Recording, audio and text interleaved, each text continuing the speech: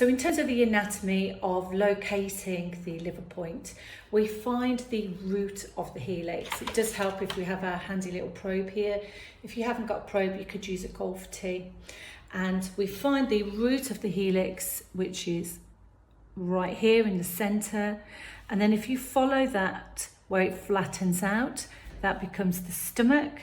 Keep going across this imaginary helical line, right to the end, as far as you can go where it meets the antihelix. And then just above that here, this is our liver area.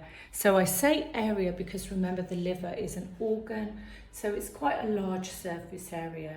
So to be really accurate, we need to find the most active acupoint on the patient. And how we do that is by the pressure test or the tender test. So we ask the patient to give us some feedback.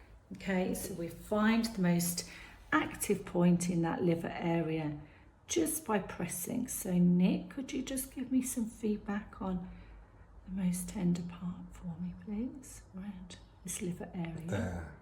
Here. Yeah, handy thing about using a probe as well is it can make a little indentation and then you know where you're going. Okay, so that's where I'm going to be needling because that's where it was most tender on Nick. So remember, we always needle 90 degrees perpendicular to the point. So I'm at a slightly funny angle here. I'm going to bridge, okay?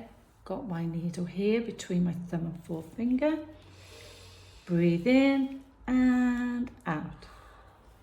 There we go, we spin it in, nice firm spin.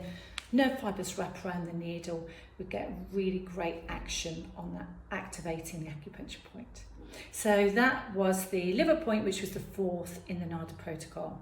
Next, we're going to move on to the lung point, and we've got 2 points, the upper and the lower lung. Okay.